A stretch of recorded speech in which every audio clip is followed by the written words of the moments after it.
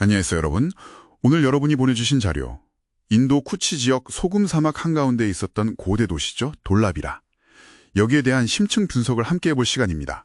이게 2021년에 유네스코 세계유산으로도 등재된 곳이고요. 네, 맞습니다. 오늘 우리의 미션은 이 고립된 청동기 시대의 대도시가 왜 특별한지, 특히 그 건축을 통해서 뭘 할 수 있나, 이걸 좀 파악해보는 겁니다. 자, 바로 한번 들어가 볼까요? 네, 돌라비라는 기원전 한 3000년부터 1500년까지, 그러니까 무려 1500년 이상 사람들이 살았던 곳이에요. 하라파 문명의 시작부터 뭐랄까 그 끝까지를 다 보여주는 그런 타임캡슐 같은 곳이라고 할 수 있죠. 타임캡슐이요? 네.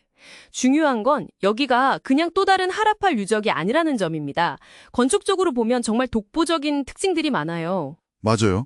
자료 보면서 저도 그게 가장 먼저 눈에 띄었는데요. 도시 구조 자체가 아주 독특하다는 거예요. 보통 하라파 도시결은 성체랑 하부 도시 이렇게 이중 구조인데 돌라비라는 성체, 중간 도시, 하부 도시, 삼중 구조라는 거죠. 네, 그렇죠. 그리고 각 구역이 또 성벽으로 나뉘어 있고요.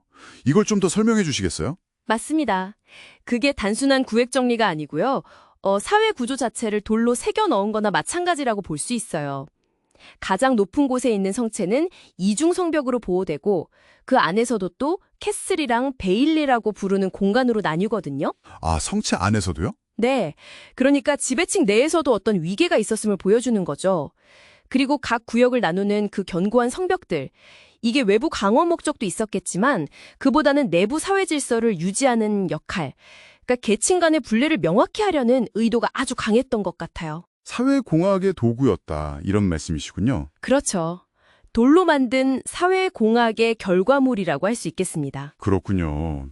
아, 정말 흥미로운데요. 그리고 이 도시의 진짜 기념비는 뭐 피라미드나 지구라트 같은 그런 거대한 건축물이 아니라 바로 물관리 시스템이었다는 점. 이게 정말 놀라웠어요. 네, 맞아요. 그게 아마 돌라비라의 가장 위대한 성취일 겁니다. 건조하고 척박한 환경에서 살아남기 위한 정말 필사적인 노력이었죠. 도시 면적의 상당 부분을 차지하는 최소 16개 이상의 저수지 네트워크가 확인됐어요. 16개 이상이요? 네. 와, 네. 단순히 빗물만 모은 게 아니고요. 만사르, 마나르라는 두 개의 계절 하천이 있는데 이 물길을 댐으로 막아서 도시 안으로 끌어들인 거예요. 그리고 정교한 수로랑 도시의 자연적인 경사를 이용해서 물을 계단식 저수지로 아주 효율적으로 분배하고 저장했던 거죠. 와, 정말 체계적이네요. 네, 안반에 직접 깎아서 만든 거대한 계단식 우물들도 있고요. 아주 인상적입니다. 여기서 핵심은 이 물관리 시스템이 도시를 처음 만들 때부터 계획된 핵심 기반 시설이었다는 점이에요. 아, 처음부터요? 네, 맞아요. 나중에 추가된 게 아니라 네, 맞아요. 그래서 이걸 인프라적 기념비성이라고 부르기도 합니다. 그러니까 지배자의 권력이 뭐 눈에 보이는 거대한 건물 이런 게 아니라 사람들 생존에 직결된 이 물을 통제하고 공급하는 능력, 여기서 나왔을 수 있다는 거죠. 권력의 기반이 생존 보장이었다. 와, 관점이 새롭네요. 일종의 수리공학적 사회계약 같은 게 있었을지도 모릅니다. 그리고 재료 사용도 좀 특이하다고 자료에 나와 있었어요. 다른 하라파 도시들은 주로 구운 벽돌을 썼는데 돌라비라는 돌, 석재를 아주 광범위하게 사용했다고요? 맞습니다. 그 지역에서 구하기 쉬운 사암이랑 석회암을 주로 썼는데요. 이게 뭐 합리적인 선택이기도 했고 내구성 면에서도 훨씬 유리했겠죠. 그렇죠. 돌이니까요. 네. 근데 이게 단순한 실용성만은 아니었던 것 같아요.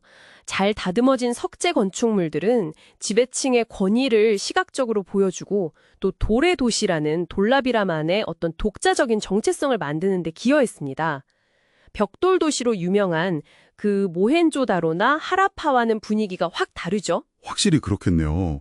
같은 하라파 문명인데도 지역적 개성이 강했군요. 네, 뚜렷한 지역적 개성을 보여주는 사례입니다. 그 외에 자료에서 또 인상 깊었던 게 성체랑 중간도시 사이에 있는 거대한 직사각형 공공공간이었어요.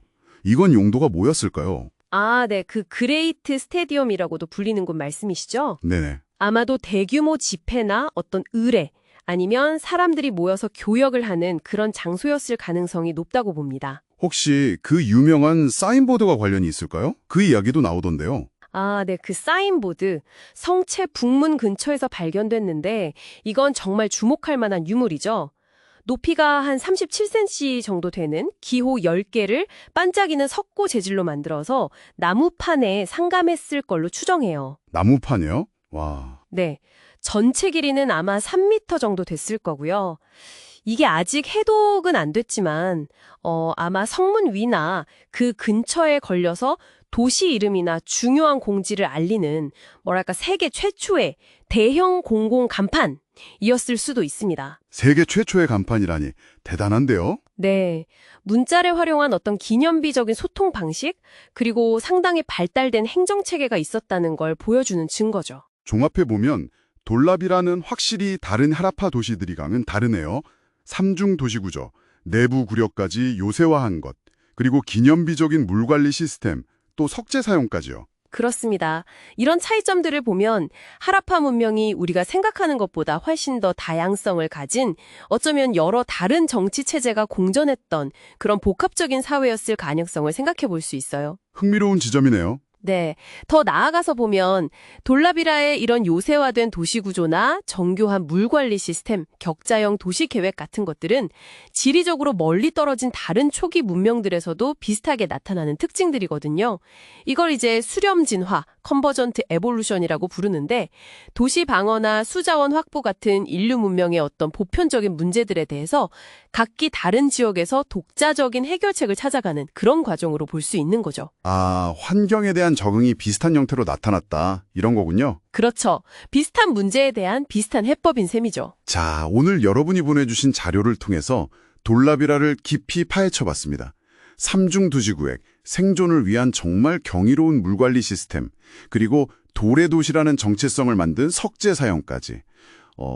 단순히 오래된 유적지가 아니라 척박한 환경에 적응하고 또 복잡한 사회를 만들어낸 인간의 창의성과 기술력, 이걸 보여주는 정말 놀라운 증거였습니다. 네, 특히 거대한 궁전이나 신전이 아니라 도시 전체의 생존을 책임지는 그 물관리 인프라, 그게 그들의 가장 위대한 건축적 업적이었다는 사실은 우리가 도시의 기념비성이나 권력의 상징에 대해 가지고 있던 어떤 고정관념에 대해 다시 생각해 보게 만드는 것 같아요. 그렇죠.